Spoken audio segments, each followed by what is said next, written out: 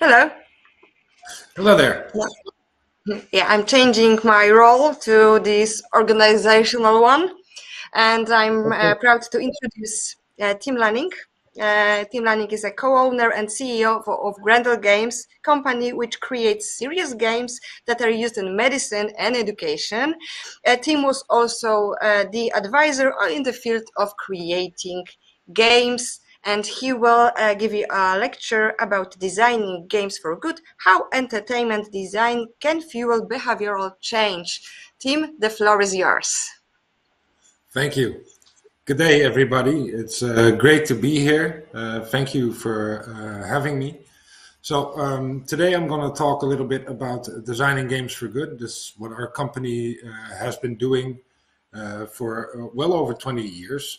And we tend to use entertainment game design to make sure that people become intrinsically motivated. Like the last speaker also talked about how games can drive you to do certain, make certain different decisions or understand things better or train better. We believe that the entertainment aspects of those video games really help to make that change. Let's see, I would like to go to the next slide.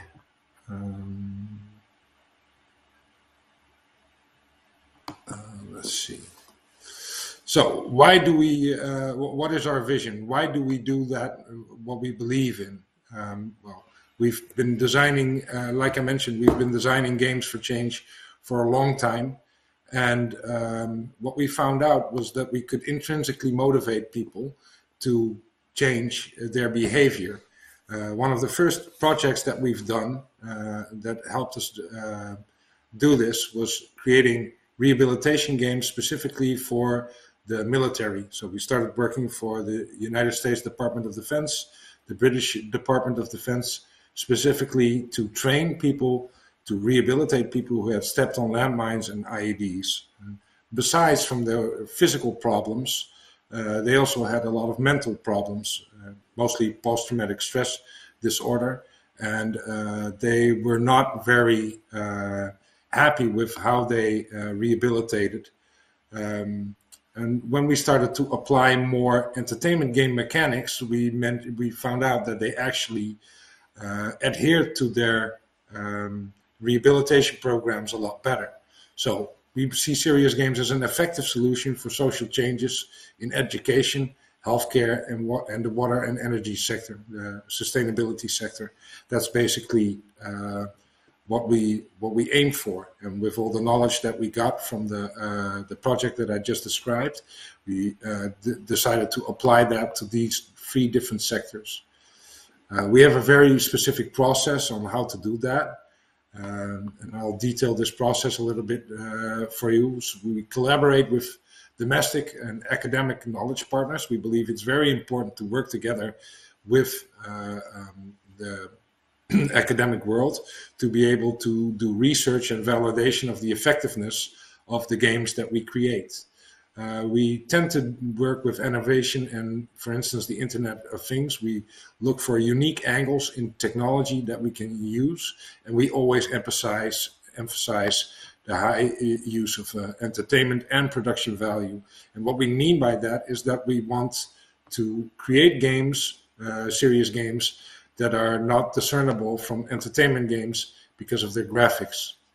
So we have a couple of products, but before we go into that, I would tell you a little bit about our company. So we were founded in 1998. We're a development studio for serious games. We employ 17 highly specialized staff members. Well, actually, it's 26 now, but we focus on education, healthcare, and the utility markets. And we believe in the slogan that these serious games need to be fun. It's the most important part. We need them to be effective. We want to be able to prove that.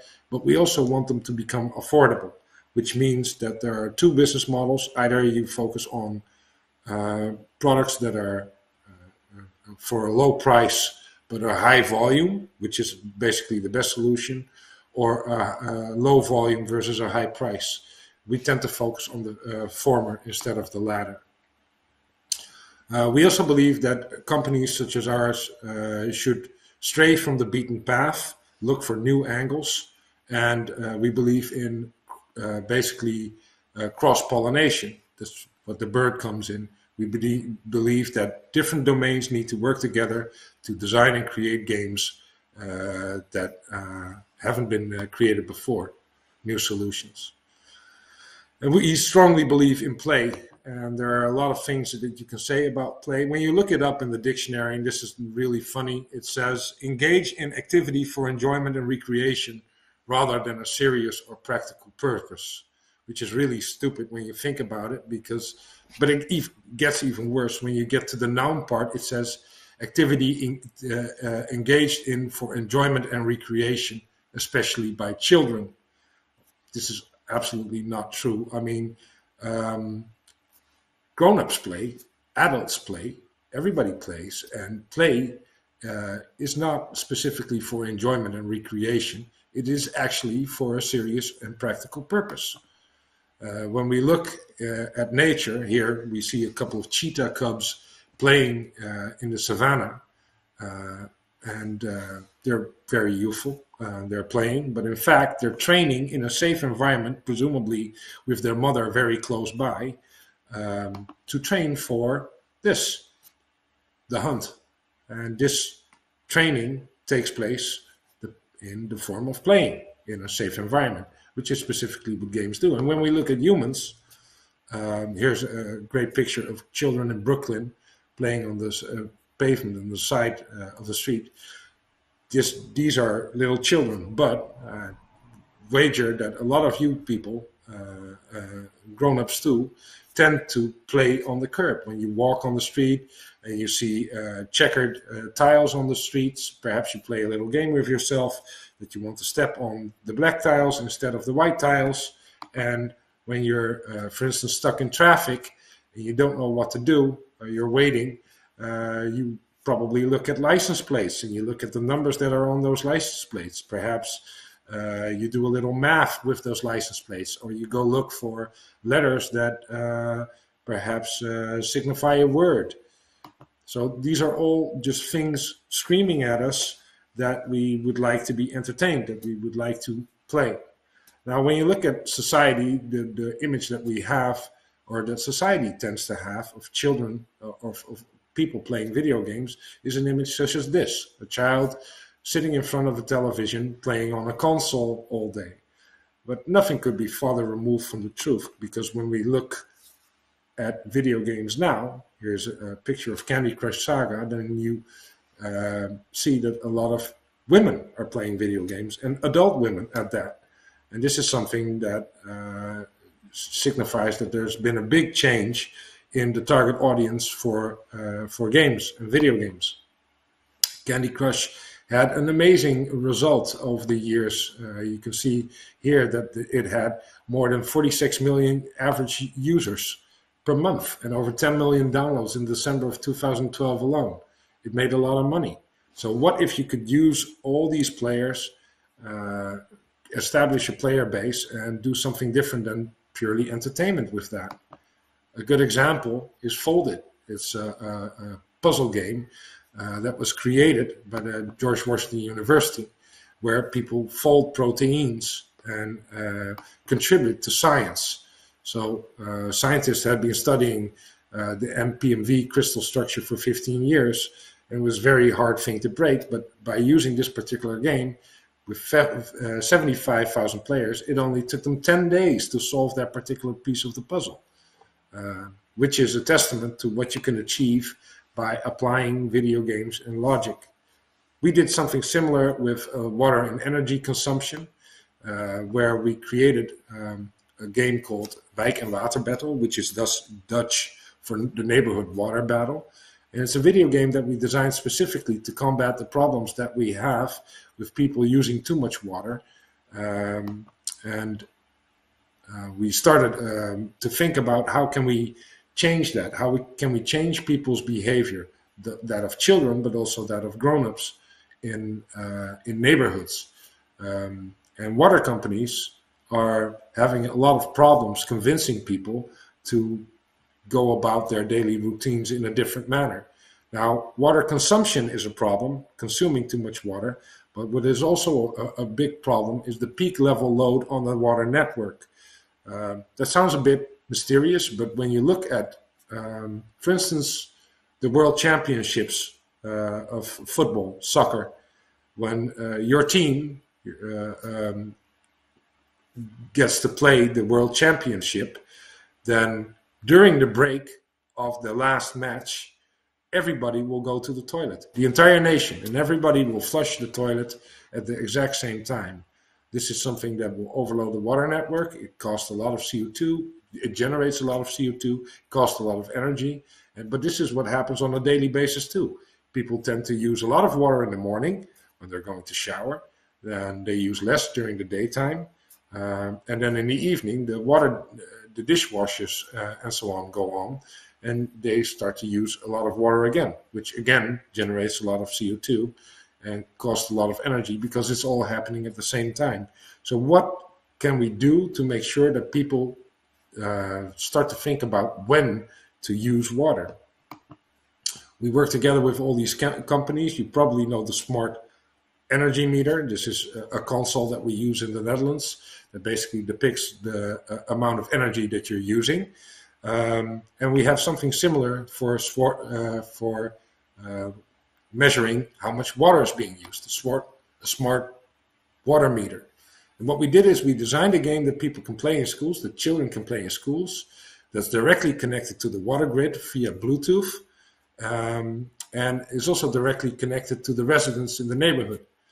The game itself plays very much like Super Mario, so it's a 2D platformer, looks good, plays great, but the levels are construed in such a way that you cannot complete them, or they become more difficult to complete when the water usage in the neighborhood is actually very high.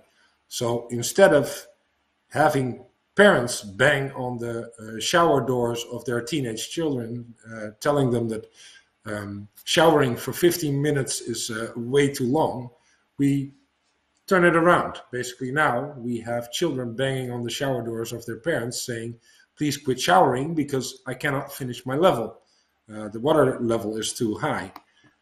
So we tested this. We made a TV show about it. This was just the pilot program where we had multiple neighborhoods competing against each other. And it was a big success. And the winners of that particular water battle totally changed their showering and washing routines. That particular product became a real product. This was just a prototype. It's called Water Battle. You can look it up on the internet, and it's currently being used by hundreds of thousands of households in the United Kingdom and in other countries around the world. And it's saving a lot of water. So where the water companies initially believed that they could roughly save water consumption by 2.5%, the people that participated in the video game actually managed to reduce it to 25%, or by 25%. So we designed a game that actually changed the behavior. Here you can see a small example of how that works. On the left side, you can see children playing the game. It sends messages to the grown-ups in the neighborhood where they have to answer questions. And when those questions are correctly answered, the children get extra points. And that's just, here you have to plan your water usage, and then it looks if you're actually doing what you were doing, and then it changes it. And within 24 hours time, you can review how that water usage affected your score and affected the gameplay levels as well. So this is a simple example of an inexpensive game that actually changed a lot of behavior in those neighborhoods. The same thing we did when we approached math. So teaching math to children with a learning disability is very difficult. Schools are overcrowded. It's very difficult to provide individual attention to children within that school environment, and that's particularly what children with a serious learning disability need. So we decided to work together with Jim Davis from Garfield and we created Garfield's Count Me In, which is a game that plays a lot like Pikmin from Nintendo, where we basically use progressive methods and AI to deduce the level of the child. Basically, Garfield can wander around the game world, needs to save his friends, and has to solve small math puzzles to generate fuel for his UFO to fly to different levels. This is a screenshot of that particular game, where the game world itself actually becomes the math puzzle. And the good thing about it was that by making sure that we used that particular game and used the AI to gauge the actual level of the child that was playing, the educational level of the child playing, we could also generate content specifically for them. So what we're doing is we're offering them an attainable horizon, and all the math that they're getting is at exactly the level that they need. We also worked on an obesity prevention game called Garfield versus Hot Dog, where we tried to teach children what you should eat and what you shouldn't eat, and what the best possible solution is for culinary problems within your family. Here's a small video.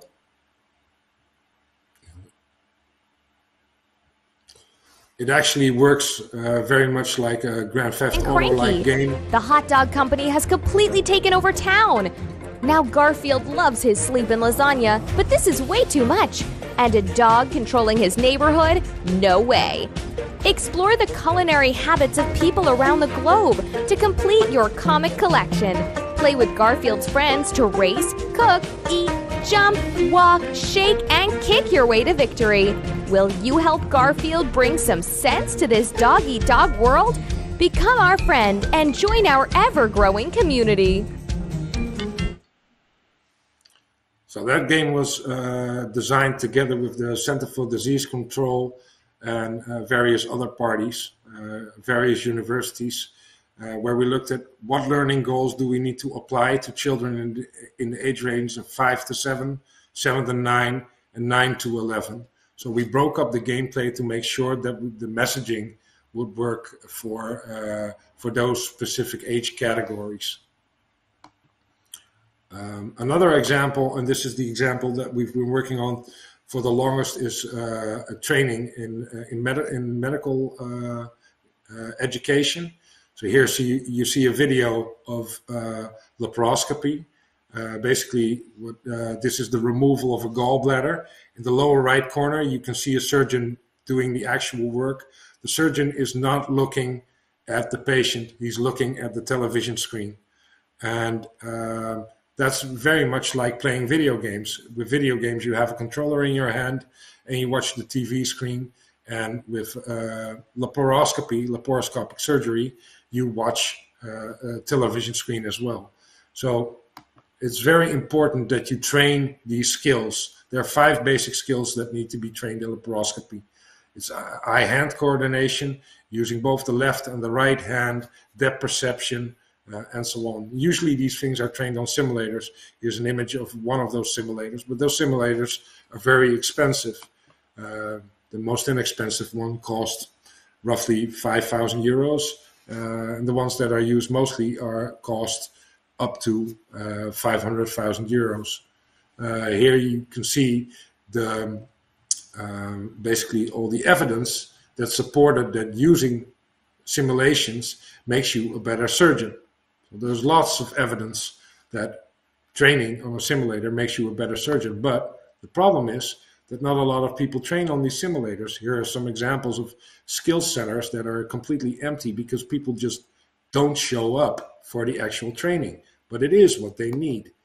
Here's another example, very expensive simulators that are just gathering dust.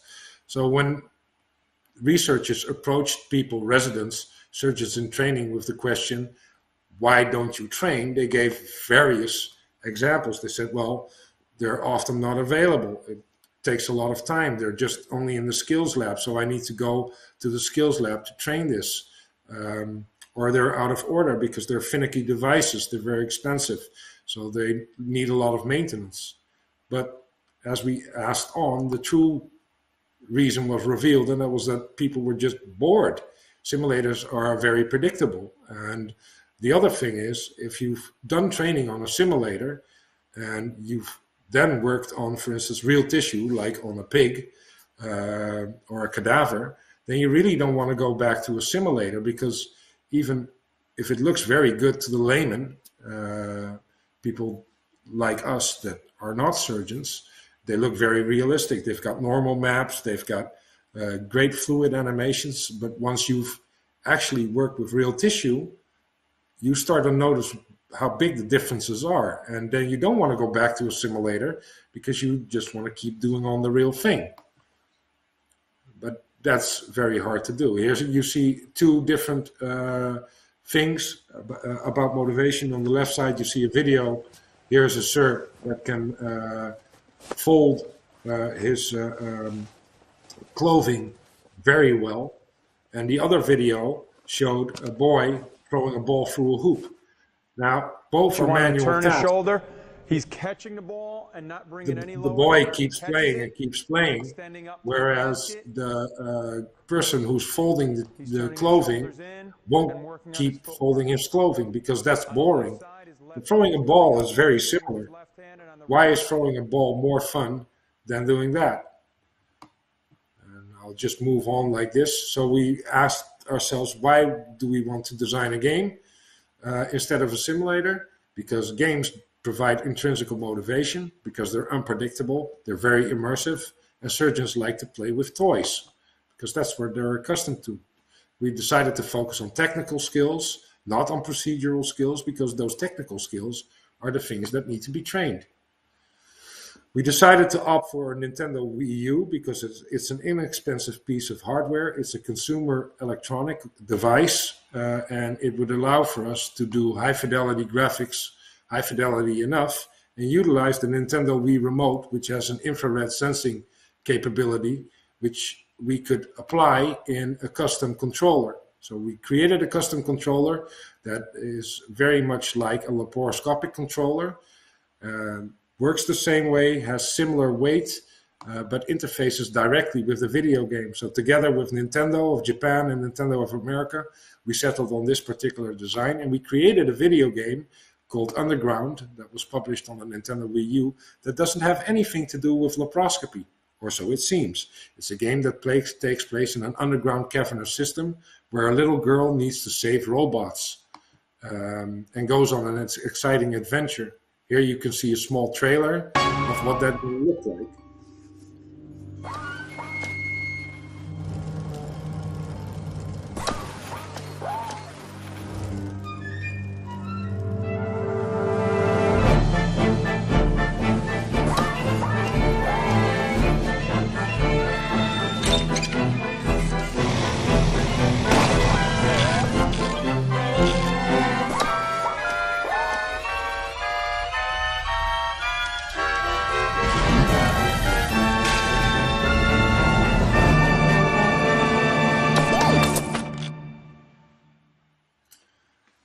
And that's basically how we created an educational game that was actually released as a consumer entertainment product. And that's how we got people to train basic laparoscopy skills for only 20 euros instead of thousands of euros or tens of thousands of euros. Here you can see a couple of screenshots of how that game works. And from this particular screenshot, you may say it doesn't look like laparoscopic surgery, but when you look better, you can see that there are no shadows, just like during surgery. We have a left and a right hand tool that we use to train those particular skills. The level layout is just as big as an abdominal section of a human body. So we translated all these things from the curriculum directly to entertainment game design. And that's what really helps drive behavioral change. Thank you for your time. These are some of the examples. If you're interested in following our work, then I would urge you to go look at our website, and you can always contact us directly. Thank you.